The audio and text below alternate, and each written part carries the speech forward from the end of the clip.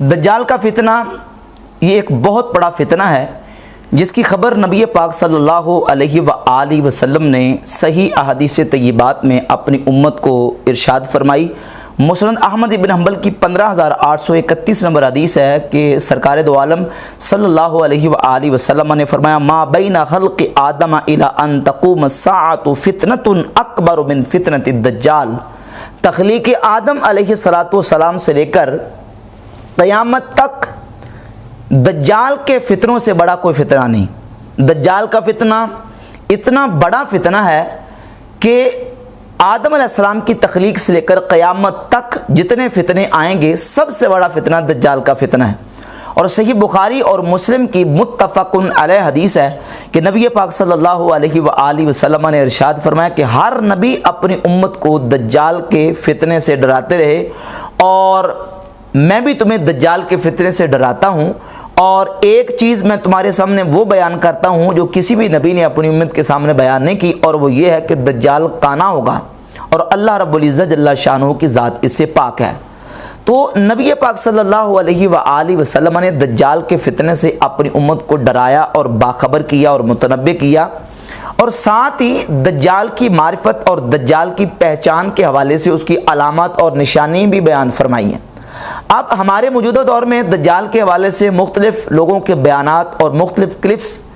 Social media پہ گردش کرتے رہتے ہیں۔ کوئی دجال کی کوئی تشریح کر رہا ہے، اور کوئی دجال کو خارج عن الانسان کوئی الگ سے مخلوق قرار دے رہا ہے، اور کوئی دجال کی سائنس کے اعتبار سے تشریحات دجال کے متعلقہ حدیث کی کر کے اس کو کوئی اور ہی ثابت کرنے کی کوشش کر رہا ہے، جبکہ یہ بات بالکل واضح ہے، کتب حدیث میں صحیح حدیث ہے کہ دجال جو ہے وہ خارج عن الانسان الگ سے کوئی مخلوق نہیں ہے بلکہ انسان ہی ہے،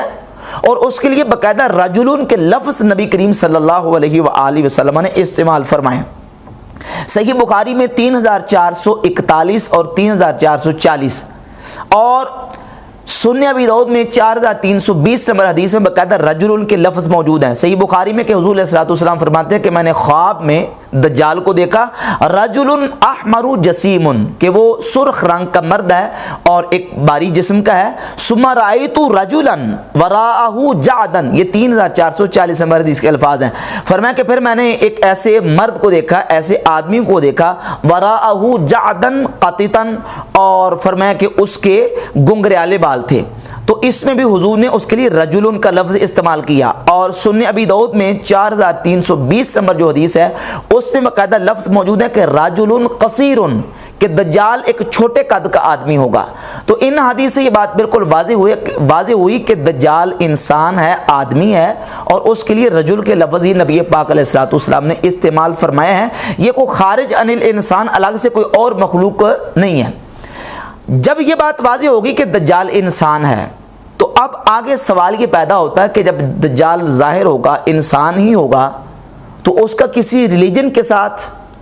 اور اس کا کسی مذہب کے ساتھ، کسی فکر کے ساتھ تعلق ہوگا کہ نہیں؟ اس سلسلے میں احادیث ہماری کیا رہنمائی کرتی ہیں، اور وہ دجال ہوگا تو کن لوگوں میں ظاہر ہوگا؟ یہودیوں میں، عیسائیوں میں، سکھوں میں، ہندوؤں میں، مسلمانوں میں، کن میں ظاہر ہوگا؟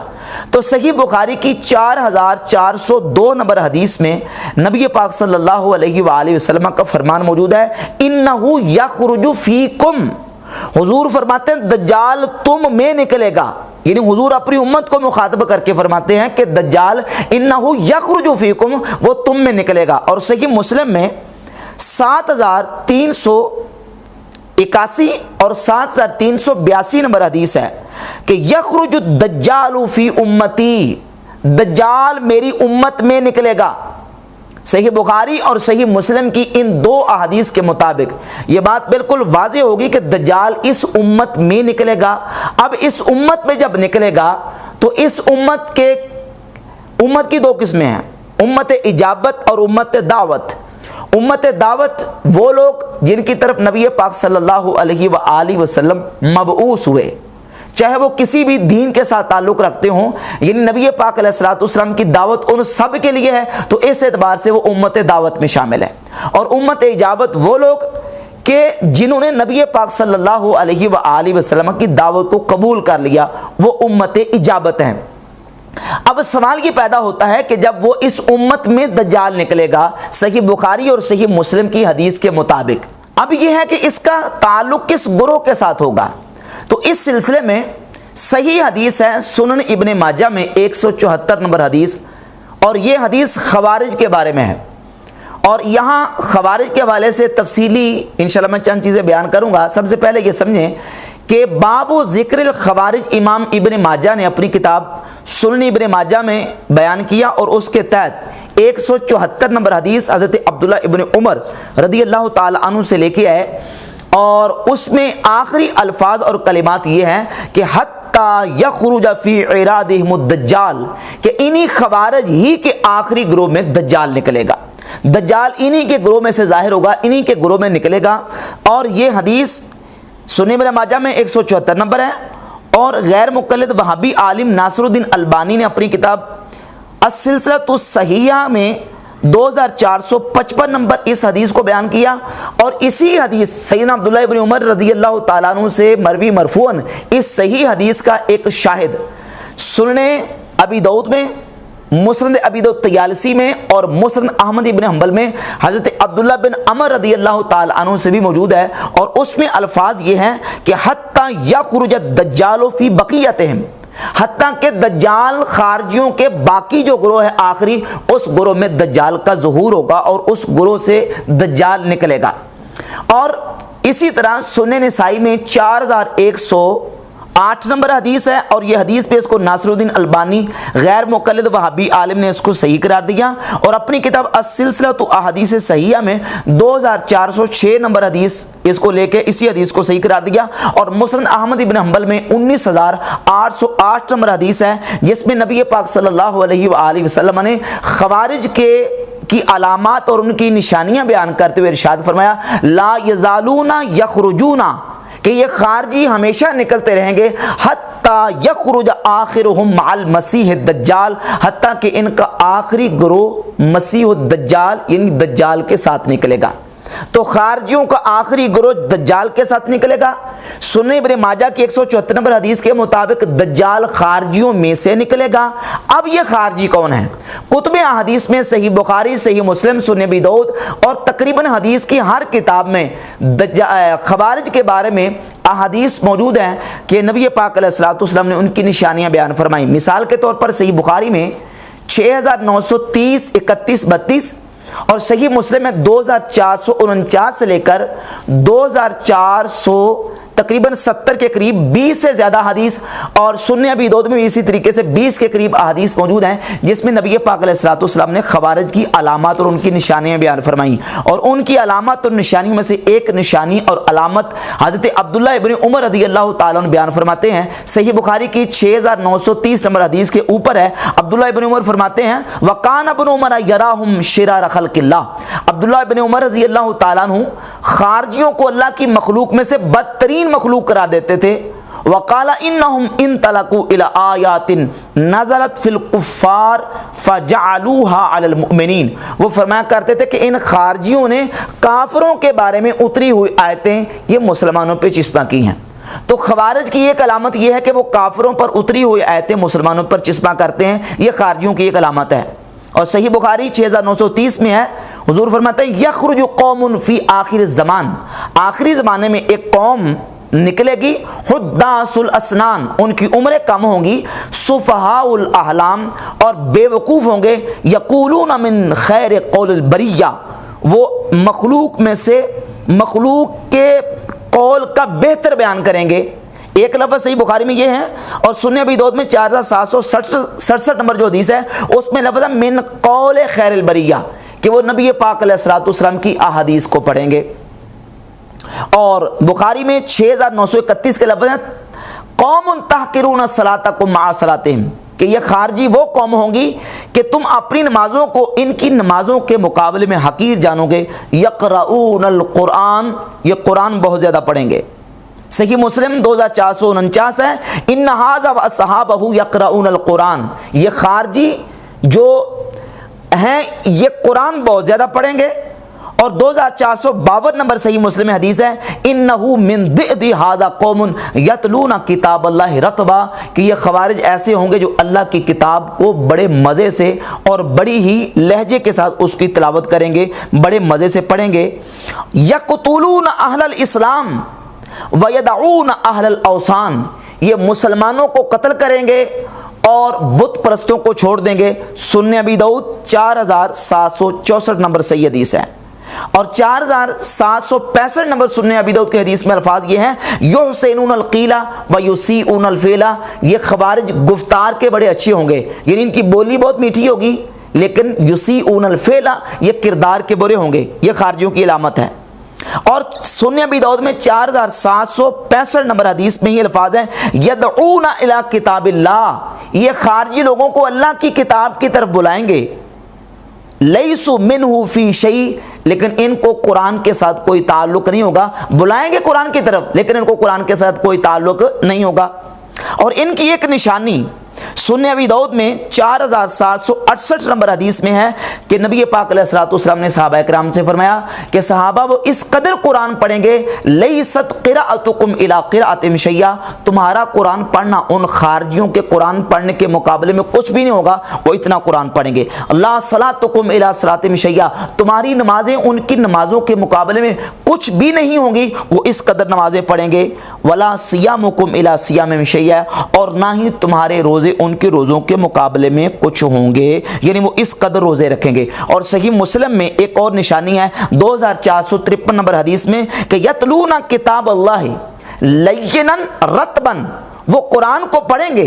گرنتھ وید تورات انجیل کو نہیں پڑھیں گے، وہ قرآن کو پڑھیں گے، اور اس قدر قرآن کو اس انداز سے پڑھیں گے یتلون کتاب اللہ لینا رطبا، وہ قرآن کو زبانیں موڑ موڑ کے اور بڑی تر و تازہ کر کے پڑھیں گے، قرآن کی تلاوت کریں گے۔ اور اس کا مطلب کیا ہے؟ شارح مسلم امام نووی رحمۃ اللہ علیہ لکھتے ہیں اے یحرفون معانیہ و تاویلہ، وہ قرآن کے معانی اور اس کی تعویل میں تحریف کریں گے، تحریف کر کر کے لوگوں کے سامنے بیان کریں گے، قرآن ضرور پڑھیں گے۔ تو یہ خارجیوں کی علامات اور نشانیاں، اور ایک علامت اور نشانی ان کی یہ ہے کہ قص اللحیہ، صحیح بخاری مسلم کی حدیث کے مطابق گنی داڑیاں ہوں گی، محلوق سر سے ان کی ٹنڈیاں ہوں گی، مشمر الازار ان کی جو ازار ہے وہ گٹوں سے ٹخنوں سے بہت بلند ہوں گی۔ یہ ان کی نشانیاں کتب احادیث میں نبی پاک صلی اللہ علیہ وآلہ وسلم نے اور حضور علیہ الصلوۃ والسلام کے صحابہ کرام رضی اللہ تعالی عنہم نے بیان فرمائی۔ تو اب ان احادیث سے یہ بات، ایک تو خارجیوں کی علامات اور نشانیاں پتہ چل گئیں، اور سنن ابن ماجہ اور سنن نسائی کی دونوں حدیثوں سے یہ بات بالکل واضح ہو گئی کہ دجال جو ہے وہ خارجیوں کے گروہ سے نکلے گا، اور خارجی ہی آخر میں اس کا ساتھ دیں گے، خوارج اس کے ساتھ مل کے جو ہے وہ اس کا ساتھ دے کے اس کے ساتھ چلیں گے۔ اچھا، اسی طریقے سے ابھی حدیث گزری ہے کہ نبی پاک صلی اللہ علیہ وآلہ وسلم نے فرمایا کہ میں نے خواب میں دیکھا کہ میں دیکھتا ہوں کہ ایک شخص ہے، ایک رجل ہے جس کے گنگریالے بال ہیں اور سرخ رنگ کا ہے، اور حضور فرماتے میں نے اس کو دیکھا کہ وہ خانہ کعبہ شریف کا طواف کر رہا ہے، اور وہ دجال ہے۔ میں نے دجال کو بیت اللہ شریف کا طواف کرتے دیکھا ہے۔ صحیح بخاری حدیث نمبر 3440، 3441، 5902، اور صحیح مسلم میں 426 نمبر حدیث ہے۔ اس حدیث سے واضح ہوا کہ نبی کریم صلی اللہ علیہ وآلہ وسلم نے دجال کو بیت اللہ کا طواف کرتے دیکھا۔ جبکہ دوسری حدیث میں صحیح بخاری مسلم کی حدیث میں موجود ہے کہ دجال جب فتنۃ الکبریٰ برپا کرے گا وہ دنیا کے سارے ملکوں کو اپنے پاؤں تلے رون ڈالے گا، لیکن مکہ اور مدینہ تک وہ نہیں پہنچ سکے گا۔ صحیح بخاری کے اس حدیث کے مطابق تو واضح ہوا کہ وہ دجال کو حضور نے طواف کعبہ کرتے دیکھا، اور دوسری حدیث کے مطابق یہ ہے کہ وہ مکہ اور مدینہ تک نہیں پہنچ سکے گا۔ تو اب ان دونوں حدیثوں میں تطبیق کیا ہوگی؟ تو اس کی تطبیق کی ایک ہی صورت ہو سکتی ہے، اور وہ یہ کہ جب ابتداً دجال نکلے گا تو ابتداً دجال ربوبیت اور الوہیت کا دعویٰ نہیں کرے گا، بلکہ ایک اور حدیث طبرانی کی جو روایت سند کے اعتبار سے تو کمزور ہے، سند کے اعتبار سے اس میں ایک راوی ہے جس کو حافظ ابن کثیر نے اپنی کتاب النہایہ فی الفتن والملاحم میں ذکر کیا، راوی اس میں سعید بن محمد الثقفی ہے، کمزور راوی ہے، اور اسی روایت کو حافظ ابن حجر اسقلانی نے اپنی کتاب فتح الباری شرح صحیح بخاری میں طبرانی کے حوالے سے نقل کیا، اور اس روایت سے حافظ ابن کثیر نے اپنی کتاب النہایہ کے صفحہ 88 پر رزلٹ بھی نکالا، اور وہ رزلٹ یہ نکالا ہے کہ فَيَظْهَرُ اولا فی صورت ملک من ملوک الجبابرہ، سب سے پہلے دجال جب ظاہر ہوگا تو وہ ایک ظالم بادشاہ کی صورت میں ظاہر ہوگا، ثم یدعی النبوہ، پھر وہ نبوت کا دعویٰ کرے گا، ثم یدعی الربوبیہ، پھر دجال ربوبیت کا دعویٰ کرے گا۔ اور یہ رزلٹ حافظ ابن کثیر نے اسی روایت سے نکالا ہے جو امام طبرانی نے ذکر کیا ہے، اور وہ روایت یہ ہے کہ ایک صحابی حضرت عبداللہ بن مغنم رضی اللہ تعالی عنہ بیان فرماتے ہیں کہ نبی پاک صلی اللہ علیہ وآلہ وسلم نے فرمایا الدجال لیس بہ خفا، دجال اس میں کوئی چیز پوشیدہ نہیں ہے، بالکل واضح ہو چکی ہے، انہ یجیء من قبل المشرق، کہ وہ مشرق کی طرف سے نکلے گا، فیدعو الی حق، لوگوں کو حق کی طرف بلائے گا، فیتبعو، جب وہ لوگوں کو حق کی طرف بلائے گا تو پھر لوگ اس کی اتباع کریں گے، اس کی پیروی کی جائے گی، ویذهب للناس، پھر وہ لوگوں کے لیے نکلے گا، فیقاتلہم، پس وہ لوگوں کے ساتھ قتال کرے گا، فیظہر علیہم، اور وہ لوگوں پر غالب آ جائے گا، فلا یزال علی ذلک حتی یقدم الکوفہ، معاملہ ایسے ہی رہے گا حتیٰ کہ دجال پھر کوفہ میں آ جائے گا، اور پھر وہ اللہ کے دین کا اظہار کرے گا، اس کو ظاہر کرے گا، وَيَعْمَلُ بِهِ، اور دین کے مطابق عمل کرے گا، فَيُتَّبَعُ، اور اس کی پیروی کی جائے گی، وَيُحِبُّ عَلَى ذَلِكَ، اور وہ اس کو بڑا پسند کرے گا، ثُمَّ يَقُولُ بَعْدَ ذَلِكَ إِنِّي نَبِيٌّ، اور اس کے بعد وہ کہے گا کہ میں تو نبی ہوں، فَيَفْزَعُ مِنْ ذَلِكَ كُلُّ ذِي لُبٍّ، اور ہر عقل والا پھر خوف زدہ ہو جائے گا، وَيُفَارِقُهُ، اور اس کو چھوڑ دے گا۔ اس روایت سے حافظ ابن کثیر نے رزلٹ بھی نکالا، اور اس روایت کو اگر سامنے رکھا جائے، اگرچہ اس کی سند ضعیف ہے، اس میں راوی سعید بن محمد الثقفی ہے، لیکن صحیح بخاری کی جو حدیث میں نے ابھی پیش کی ہے، پڑھی ہے، کہ دجال جو ہے وہ بیت اللہ کا طواف کرے گا، کہ خانہ کعبہ کا طواف کرے گا۔ سنن ابن ماجہ کی 174 نمبر حدیث کے مطابق ہے کہ وہ خارجیوں کی جماعت میں سے نکلے گا۔ سنن نسائی کی 4108 نمبر حدیث ہے کہ دجال کا ساتھ خارجی دیں گے۔ ان احادیث سے بھی اس کو سپورٹ ملتی ہے، تقویت ملتی ہے، اور معنوی طور پہ اس کی صحت جو ہے وہ اس کا ثبوت ملتا ہے کہ خارجی جب وہ دجال نکلے گا تو ابتداً وہ ربوبیت کا دعویٰ نہیں کرے گا، بلکہ ابتداً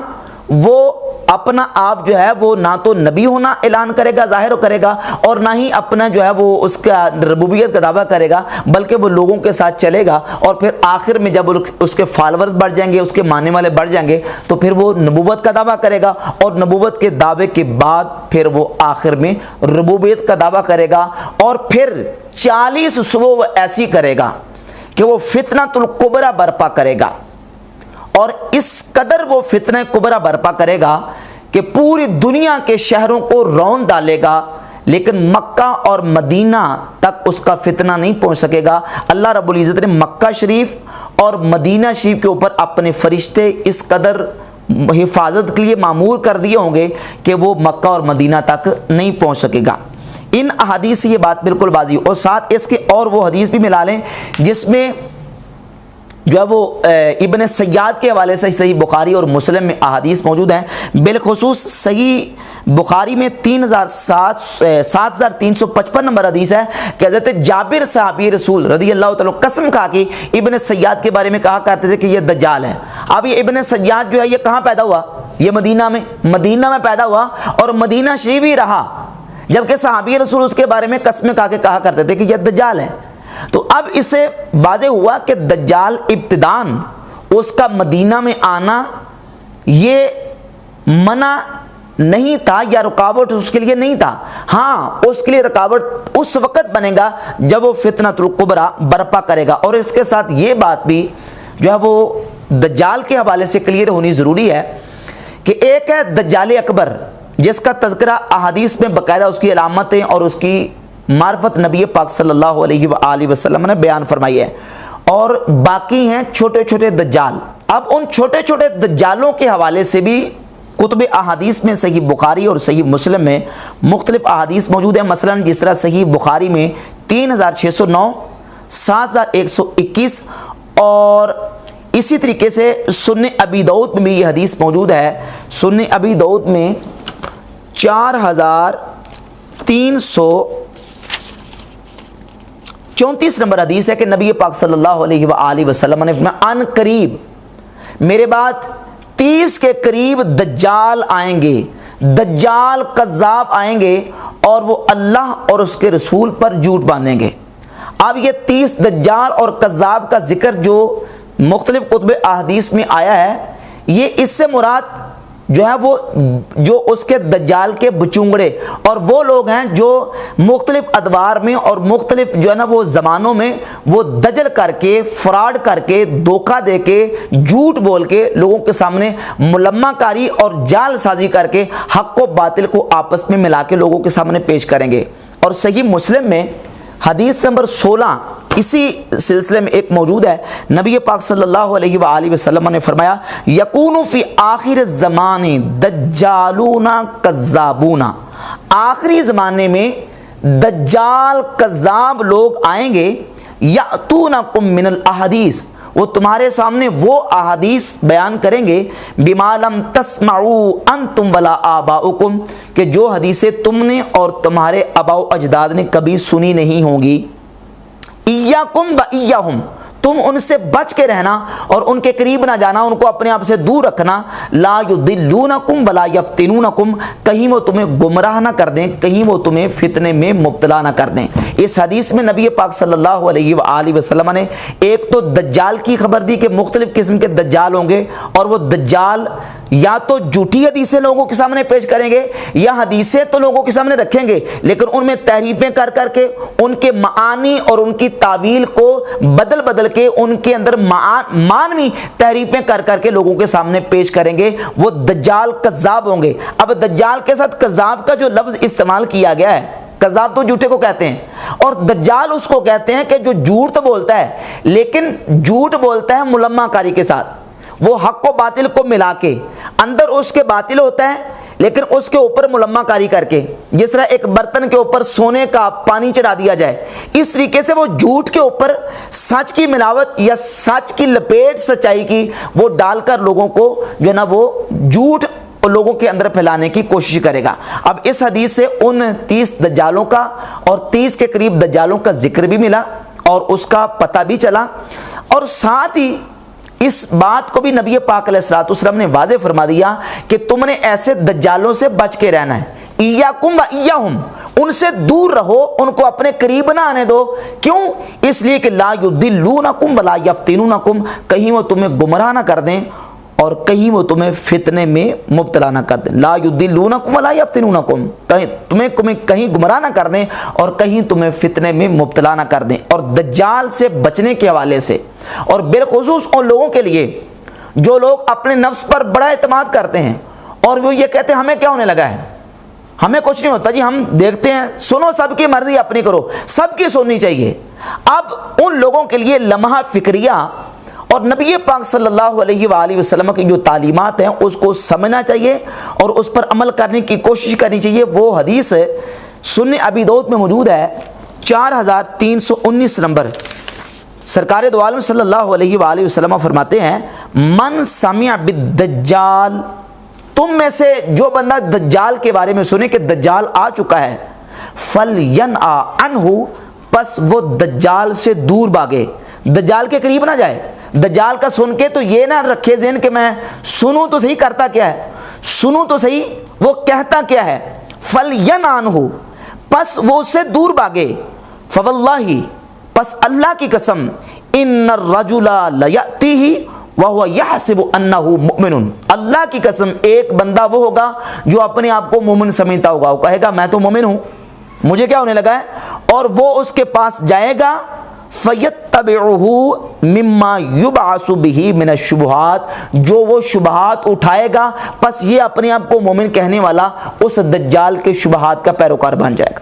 کیونکہ دجال جو ہے، دجال دجل کرے گا،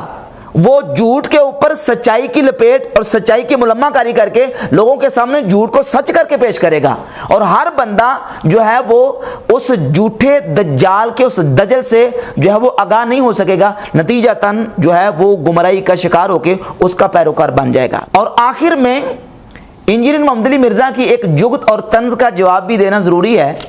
اس نے دجال کے حوالے سے ایک روایت صحیح بخاری مسلم کی بیان کی اور اس کے تحت ایک جگت ماری ہے اور ایک طنز کیا ہے کہ دجال جب ظاہر ہوگا تو اس کی دونوں آنکھوں کے درمیان پیشانی پہ لکھا ہوگا کافر، کاف الف فا را، اور یہ لوگ اس کو پڑھیں گے کاف سے کشف اور الف سے الہام، اور اس طرح پھر آگے کر کے وہ لے کے بات کیا ہے۔ تو اب یہ دیکھ لیں کہ کس انداز سے کشف اور الہام کا رد کرنے کے لیے جگتے مارتا ہے اور طنز کرتا ہے۔ مرزا صاحب، اگر کوئی کاف کو کشف اور الف کو الہام پڑھ سکتا ہے، کافر کے کاف اور الف کو، تو تمہارا کوئی علمی کتابی فالور جو ہے وہ اس کاف الف فا را کو اس طریقے سے بھی پڑھ سکتا ہے کہ وہ شاید وہ کاف سے کتابی سمجھتا رہے، الف سے انجینئر سمجھتا رہے، تو پھر اس کا کیا بنے گا؟ جبکہ حقیقت یہ نہیں ہے، حقیقت یہ کہ کافر جو اس کے پیشانی پر لکھا ہوگا دجال کے، تو نبی پاک علیہ الصلوۃ والسلام کی صحیح حدیث ہے صحیح مسلم میں 6367، اس میں حضور فرماتے ہیں یقرأہ کل مؤمن کاتب وغیر کاتب، کہ وہ جو کافر لکھا ہوا ہوگا نا اس کو ہر مومن پڑھ لے گا، مومن پڑھا لکھا ہو،